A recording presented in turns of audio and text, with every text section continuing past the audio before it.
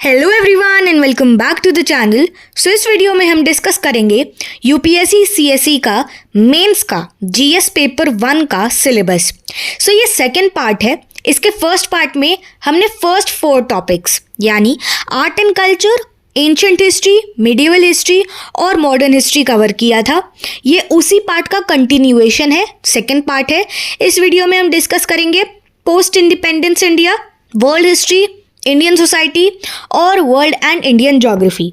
So starting with post independence India यानी once India got independence, जब India आज़ाद हो गया from the rule of Britishers, तो उसके बाद यानी पोस्ट इंडिपेंडेंस यानी कि इंडिपेंडेंस के बाद जितने भी सिनेरियोज देखने को मिले थे, बहुत सिग्निफिकेंट चीज़ें, वो आपको यहाँ पे पढ़ना है, जिसमें नेशन बिल्डिंग आएगा कि इंडिपेंडेंस के बाद जो हमारा नेशन है उसमें क्या कैसे मैनेज किया गया था, कौन कौन से ऑर्गेनाइजेशंस के बारे में पढ़ना है, एंड पार्टीशन और उसके बाद क्या हुआ था, बंटवारे के बारे में पढ़ना है, पार्टीशन के बारे में, और उस बंटवारे के बाद क्या क्या देखने को मिला था, इश्यूज अराइज हुए थे, वो सारी चीज़ें पढ़ना है आपको। How princely states got integrated, ठीक है, जिसमें आपको लिंग्विस्टिक रीजनलिज्म इन इंडिया के बारे में पढ़ना है। Basically Andhra was created, then reorganization of state, because once Andhra was created, other states were asking, they were also asking for state based on language. Okay, so issue of official language was seen, tribal consolidation और regional aspirations. So यहाँ पे post independence India में most of the topics are, मतलब जितने भी topics हैं most of them are very important. Then foreign policy, उसके बाद उसमें नॉन अलाइंग मूवमेंट, मतलब उसके बारे में आपको नॉन अलाइंग मूवमेंट के बारे में पढ़ना है।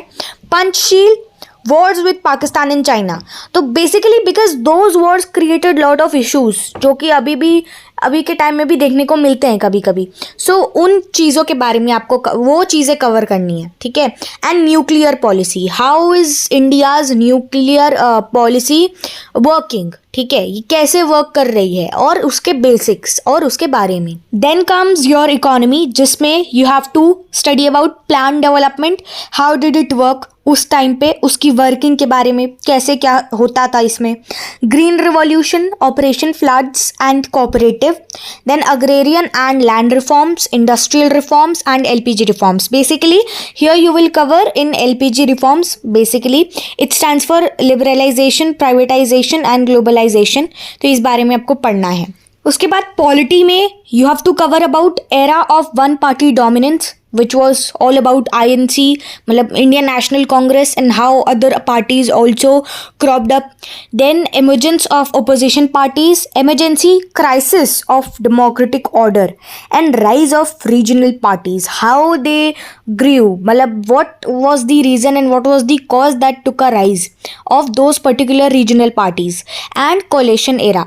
Basically how India got into the coalition era. In social, you have to cover all the popular movements done by several other important and significant leaders, उनके बारे में, and of course the movements. Communalism में you must know the history और post independence era also of India. So इसमें you will cover about Indian women since independence. This is very important, you don't have to ignore this particular topic because many aspirants what they do is they ignore this topic, but you don't have to. Then comes your issue of women and evolution of women movements. In Naxalism, you will study about post-independence policy of science and technology, India's policy in the field of science and technology, impact of economic reform on the science and technology in India. यहाँ पे your syllabus will revolve around science and tech. तो आपको यहाँ पर science and technology के बारे में पढ़ना है। Basically how India after post independence made the policy for science and technology, how did it work, what was the policy about, ठीक है, तो इसी बारे में पढ़ना है, and what was the impact of that particular policy और also the impact of economic reform, ठीक है, साथ ही साथ इकोनॉमिक रिफॉर्म्स के इम्पैक्ट के बारे में भी पढ़ना है जो कि साइंस और टेक्नोलॉजी के ऊपर था। So your this section is very important, ये पूरा साइंस एंड टेक वाला सेक्शन बहुत इंपॉर्टेंट है। नक्सलिज्म में from the perspective, like it is more important from the perspectives of mains than prelims. Then comes your world history, which is very very important from the perspectives of mains. इसमें you will cover beginning of the modern world and renaissance, discovery of sea routes, how different sea routes were discovered, कहाँ पे कौन सा सी root कब discover हुआ था, किसके द्वारा. This all these things are very important. Then Reformation, Counter Reformation, Industrial Revolution, European nations settle North America, and rise of slave trade. Moving ahead, American War of Independence. Here you will find the foundation of American colonies, the independence of United States of America, मतलब USA के independence के बारे में you will study. American Revolutionary War के बारे में very important. And फिर उस basically war के बाद क्या इम्पैक्ट था, what was the impact of American revolution. You will discuss about, you will study about US civil war, and again civil war के बाद क्या इम्पैक्ट था उस वॉर का यूएसए पर. Global impact of civil war, मतलब USA के बारे में तो you have to study, but उसके अलावा पूरी ग्लोबली जो सिविल वॉर था उसका क्या इम्पैक्ट था. देन अब ग्लोबली तो उसमें इंडिया भी you have to study about. So India पे भी क्या इम्पैक्ट था. So impact on India, impact on whole world, and impact on USA of US civil war. ये सारे टॉपिक्स बहुत इंपॉर्टेंट है from the perspectives of American war of independence, and of course how USA got independence. उसके बाद you will study about world war first, the causes of world war. ठीक है, क्या क्या कारण थे, किस लिए ये जो वर्ल्ड वॉर था या इसका क्या कॉज था, क्या कारण था. Scope and course, how did Russian revolution take place. ठीक है, why did it took place, ये सारी कुछ चीज़ें आपको पढ़नी है. Major events in pre revolution Russia. अब रशियन रिवॉल्यूशन में आप क्या पढ़ोगे, जो मेजर और सिग्निफिकेंट इवेंट्स थे प्री रिवॉल्यूशन रशिया में, वो उसके भी कॉजेज, व्हाट कॉज्ड इट, क्या कारण था. Course of revolution, consequences, and उस वॉर के बाद क्या हुआ, क्या सिचुएशन थी. So aftermath and post Lenin Russia. Then end of the war and peace treaties that were signed. Then consequences of the war and league of nation. Basically how did the war ended, क्या उसके भी क्या क्या cause थे, किस reason से, या फिर कैसे वॉर एंड हुई. एंड पीस ट्रीटीज़ जो कि साइन की गई थी दो अलग अलग कंट्रीज़ के बीच में, वो आपको पढ़ना रहेगा. और वॉर के क्या कॉन्सिक्वेंसेस थे, और लीग ऑफ नेशन. उसके बाद world between the two wars. इसमें you will study the European after the war, basically the fascism and nazism, the great depression and emergence of Soviet Union. Basically कैसे Soviet Union became Soviet Union, Soviet Union कैसे बना, मतलब कैसे emerge हुआ, उसके बारे में. Then nationalist movements in Asia and Africa, if there were, of course they were there. So उनके बारे में US as a strong power. Okay, so ये सारे टॉपिक्स हैं जो आपको कवर करने हैं. Moving ahead, let's talk about the World War II.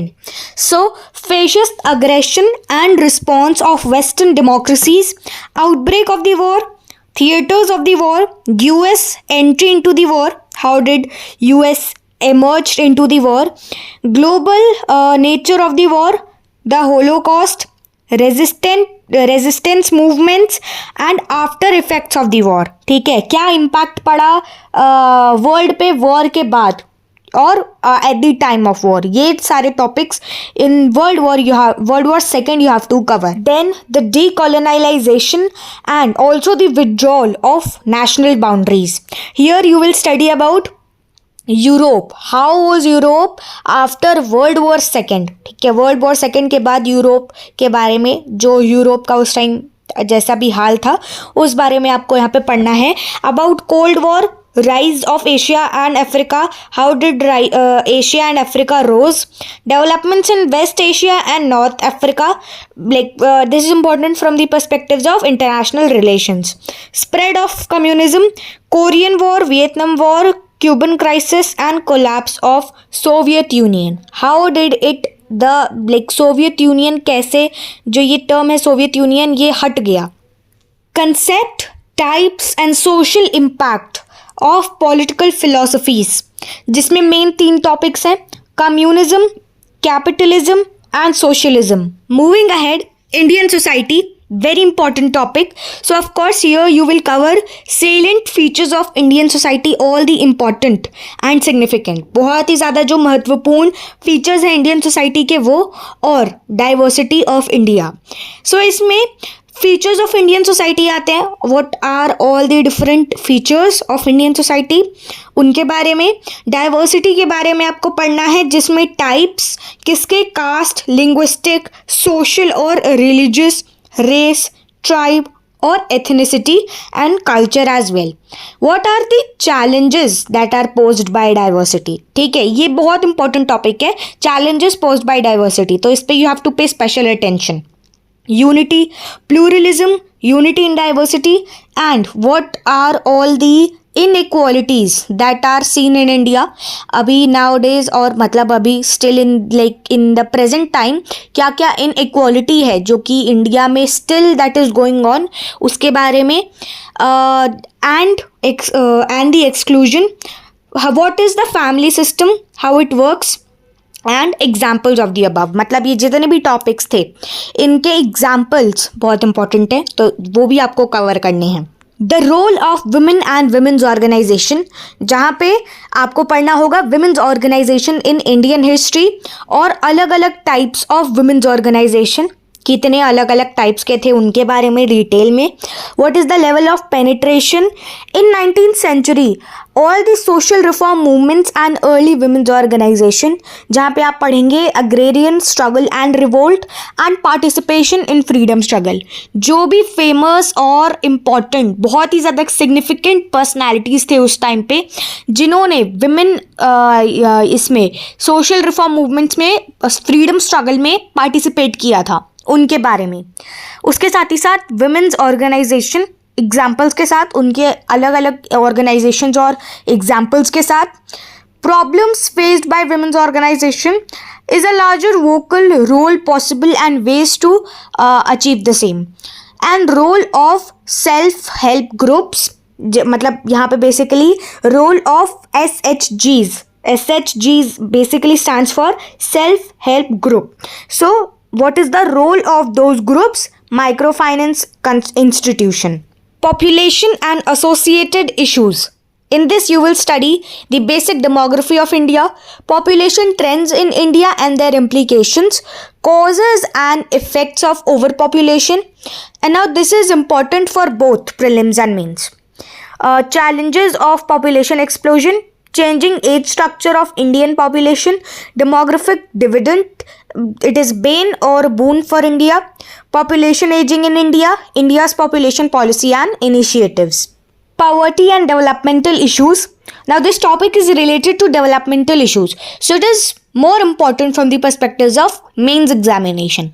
So concept of development and poverty, types of poverty, measurement of poverty, poverty line, causes of poverty, poverty as a social problem, socio-economic spread of poverty, consequences of poverty, in which inequality and continuation of vicious cycle, because poverty is a vicious cycle. If you are poor, if someone is poor and he or she is in poverty, so you don't have resources to take yourself out of poverty and you will remain poor, then your children will be in the same poverty, they will be poor. So basically you cannot take yourself out of that poverty. So this is how poverty is a vicious cycle. So you have to study about that. Continuation of vicious cycle. Who is worst affected by poverty? ठीक है, सबसे ज़्यादा किसे affect पड़ रहा है poverty से? All these topics you have to cover. Problem of rising urban poverty, poverty alleviation initiatives, policy shifts from trickle-down economics to inclusive or pro-poor development to reduce poverty, relation between poverty reduction and development, poverty inequality, development nexus. Urbanisation and their problems and remedies. मतलब basically ये topic पूरा urbanisation के बारे में है, क्या क्या problems है जो कि फेस किए जा रहे हैं रिलेटेड टू अर्बनाइजेशन और उनके क्या क्या रेमेडीज हैं, how to solve those problems. So urbanisation trends in India and their implications, demographic and social dimensions, factors that are driving urbanization, why is it growing, और why basically what is the cause, what is the reason, क्या उसका कारण है, ये सारी चीज़ें क्या क्या फैक्टर्स हैं। State of service delivery and challenges posed by urbanisation, problems of urban areas, social consequences of urbanisation, impact of urbanisation in rural areas, urban planning and role of urban local bodies ULBs, reforms required and government initiatives which are taken so far, and problems of slums. Effects of globalization on Indian society, understanding globalization, its different dimensions. So basically from different perspectives, globalization and culture, in which you have to study about homogenisation versus globalisation differences. तो globalisation मतलब basically global plus local, that is globalisation. Factors driving globalisation, क्या क्या causes हैं globalisation and India, impact of globalisation on India, India पे क्या impact है, क्या क्या इफेक्ट्स हैं और क्या इम्पैक्ट है basically, socio cultural economic on women agrarian sectors and etcetera, इससे related topics. And very important, does globalization cause poverty. उसके बाद आता है सोशल एम्पावरमेंट वाला part. So which are the socially disadvantaged groups, who are they, who are basically socially disadvantaged. Then meaning and concept of social empowerment, अब इसका मतलब क्या है, क्या कंसेप्ट है सोशल एम्पावरमेंट का और क्या मतलब है इसका, वो dimensions of social empowerment and why do we need social empowerment, very importantly from the perspectives of mains, government initiatives to aid social empowerment and empowerment in reality and India's experience. फिर about communalism, हर एक चीज़ उसके बारे में, उसके characteristics, क्या क्या कैरेक्टरिस्टिक्स हैं, फैक्टर्स हैं और क्यों इसे कम्युनलिज्म कहा जाता है, वाई कम्युनलिज्म इज कम्युनलिज्म। ठीक है, communalism in India and in the past में भी और अभी भी इंडिया में क्या क्या इसका इम्पैक्ट है और क्या क्या देखने को मिल रहा है। Communalism in contemporary India, causes of it, consequences of it and measures to control and eradicate communalism because it is never good. ठीक है, हमेशा ये नेगेटिव साइड पे होता है, it is never good.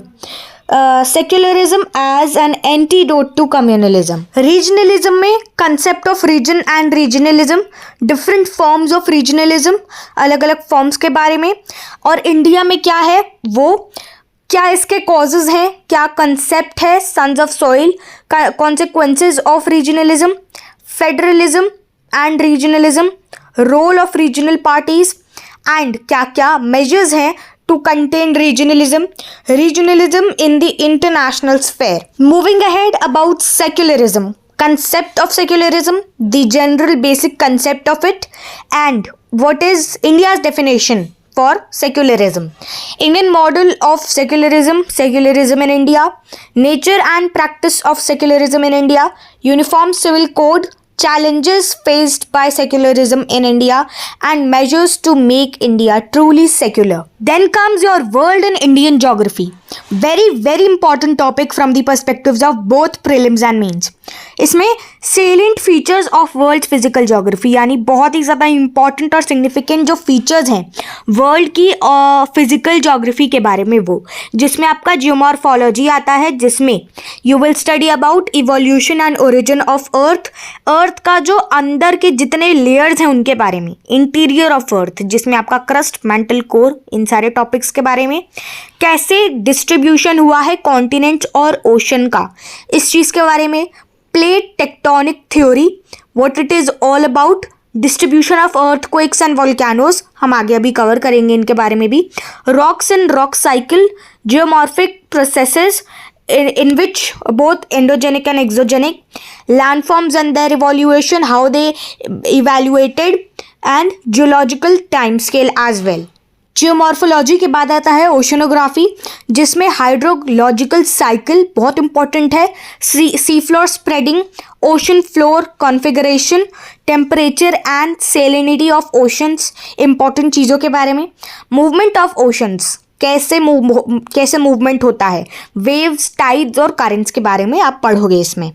Then soil geography, in which of course about soil and soil contents, process of soil formation, how it is formed, soil forming factors, what all are the factors, क्या क्या reasons है जिससे वो form होती है, types of soils, अलग अलग types के soils जो होते हैं वो उनकी examples के साथ, एग्जाम्पल्स के बारे में भी आपको डिटेल में पढ़ना है।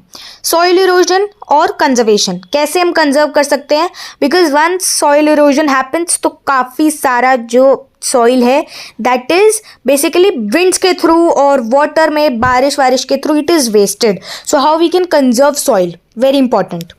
Distribution of key natural resources across the world, including South Asia and Indian subcontinent as well. Types of resources on the basis of origin, ownership and exhaustibility of the resources and etc. मतलब इन्हीं के अलावा और भी ऐसे topics.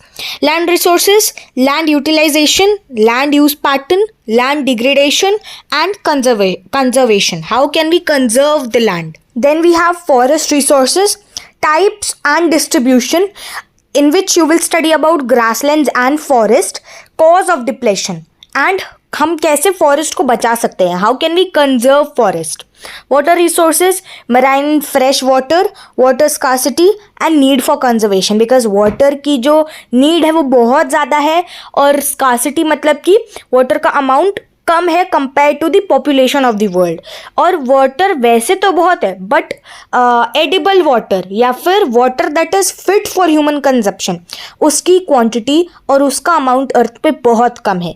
So there is a need for conservation, बचाने की, water को सेव करने की नीड है for sure. Integrated water sources management, then agricultural resources, in which basically this is important from the perspectives of both prelims and mains, in which you will study about types of farmings, अलग अलग जो farming के types हैं उनके बारे में। Cropping patterns बहुत different types के होते हैं, क्या पैटर्न होता है, contribution to economy, employment and output, क्या कंट्रीब्यूशन है, फूड सिक्योरिटी। सो जैसा मैंने बताया ये टॉपिक इंपॉर्टेंट है दोनों प्रीलिम्स और मेंस दोनों के लिए। वैसे फॉरेस्ट रिसोर्सेज और वाटर रिसोर्सेज, ये जो रिसोर्सेज वाले टॉपिक्स हैं ना, whether it is forest resource, water resource और एग्रीकल्चरल, अबाउट एग्रीकल्चरल रिसोर्सेज, ये सारे टॉपिक्स बहुत ज़्यादा इंपॉर्टेंट है दोनों ही पर्सपेक्टिव से, यानी प्रीलिम्स और मेंस दोनों के लिए। Mineral and energy resources, in which you will study about classification of minerals, are they ferrous or are they non-ferrous, then occurrence of it, how can we conserve minerals, कैसे save कर सकते हैं, classification of energy resources, are they conventional और are they non conventional. Conventional मतलब are they traditional और they have been used from a very long period of time, और non conventional it's a little different, ये थोड़ा अलग होता है। Conventional मतलब थोड़ा ट्रेडिशनल जो कि थोड़ा लंबे समय से यूज़ किया जा रहा है, और नॉन कन्वेंशनल थोड़ा अलग होता है। Occurrence of energy resources and conservation of energy resources. Now again यहाँ पे ये जो पूरा टॉपिक है मिनरल और एनर्जी रिसोर्सेज में अगेन रिसोर्सेज के बारे में। So this topic is also very important from the perspectives of both prelims and mains. Factors that are responsible for the location of primary, secondary and tertiary sectors, industries in various parts of the world, including India. Classification of industries, how they are classified into different forms, how they are classified differently. Location and distribution of the industries on the basis of, अब बहुत सारे industries का जो वो location और distribution है वो अलग अलग पार्ट्स में किया गया है और बेसिस पर किया गया है, ठीक है। जैसे रॉ मटेरियल के लिए अलग, लेबर के लिए अलग, मार्केट एंड कैपिटल। तो बेसिकली कुछ बेसिस हैं जैसे रॉ मटेरियल, लेबर, मार्केट और कैपिटल, इन सारे बेसिस पे जो डिस्ट्रीब्यूशन और लोकेशन है इंडस्ट्रीज़ का वो क्लासीफाई किया गया है। Then comes your important geophysical phenomena, very important topic from the perspectives of both prelims and mains. Earthquake, tsunami, volcanic activities, cyclone, etc. Then geographical features and their location, changes in critical geographical features including the water bodies and ice caps and in flora and fauna and the effects of such changes. Here firstly we have earthquakes. Why does the earth shakes during the time of earthquakes? ऐसा क्यों होता है? Earthquake waves, shadow zone, different types of earthquakes depending on their magnitude also. Measuring earthquakes, how do we measure? What are about the device that is used to measure? Effects of earthquake. Then tsunami, what causes tsunami? Reasons, क्या cause होता है, क्या कारण होता है tsunami का? Then effect क्या होता है जहाँ पे भी जिस एरिया पे tsunami is occurring or has occurred, what is the effect of tsunami? Then mitigating the impact of tsunami, how can we minimize, how can we mitigate करना मतलब minimize करना जो impact होता है सुनामी का. of course वो negative होगा, कोई डैमेज हो सकता है कंस्ट्रक्शन बिल्डिंग पे, बिल्डिंग्स पे डैमेज हो सकता है, राइट काफ़ी सारे लोगों की लाइव्स को खतरा हो सकता है. So how can we minimise that, और सुनामी के इम्पैक्ट को कैसे कम कर सकते हैं. उसके बाद वोल्केनोज में अलग अलग टाइप्स होते हैं. सो टाइप्स ऑफ वोल्केनोज, क्या कारण होता है वोल्केनोज का, region, cause of volcano. Volcanic landforms के बारे में, intrusive volcanic landforms and extrusive volcanic landforms, both very important. क्या डिफरेंस है और क्या क्या चीज़ें हैं होती हैं, कैसे क्या, दोनों बेसिकली मेन डिफरेंस के बारे में है और दोनों के बारे में डिटेल में भी. Distribution of volcanoes, and then in cyclone about tropical cyclones, anti-cyclone and extratropical cyclone. Factors causing changes in critical geographical features, examples of changing geographical features, melting of ice sheets and desertification etc. Impact of changing geographical features, basically क्या क्या factors हैं जैसे जो change है critical geographical features में वो देखने को मिलता है, क्या reasons हैं, क्या factors हैं जो कि इसे cause कर रहे हैं, क्या क्या एग्जाम्पल्स हैं, एग्जाम्पल्स के बारे में पढ़ते रहना है आपको, जो कि चेंजिंग जोग्राफिकल फीचर्स के एग्जाम्पल्स के बारे में, जिसमें मेल्टिंग ऑफ आइस शीट्स और डेजर्टिफिकेशन और एट्सेट्रा, इन टॉपिक्स के बारे में पढ़ना है. क्या इम्पैक्ट होता है जब जोग्राफिकल फीचर्स चेंज होते हैं, चेंजिंग जोग्राफिकल फीचर्स का क्या इम्पैक्ट होता है. Then physical geography of India, how many India is divided into several divisions, so how many divisions are there and how it is physically divided. So physical geography of India में physiography of India, drainage system के बारे में, climate और soils in India, different type of soils, natural vegetation. In human geography you will study about demography, urbanization and census. In economic geography you will study about agriculture, mineral resources, energy resources, मतलब India के बारे में, India के mineral resources, energy resources, about agriculture, industry, transport and communication. तो economic geography में ये सब आएगा, इंडिया की बात कर रहे हैं हम. And this was it in GS1. So GS1 में जितने भी टॉपिक्स हैं, GS1 का जो सिलेबस है मेंस के लिए, UPSC CSE के मेंस के लिए, वो हमने कवर कर लिया है दोनों ही पार्ट्स में, पार्ट 1 और पार्ट 2 में. आई होप कि आपको सारी चीज़ें अच्छे से समझ आई होंगी. हमने टॉपिक्स कवर किए हैं, बाकी डिटेल में तो अब आपको खुद ही पढ़ना पड़ेगा if you are preparing for UPSC civil services examination. So I hope आपको सब अच्छे से समझ आया होगा and I wish you all the best for your preparations. So we will meet again in the next video. Till then, take care, bye bye, and thanks for watching.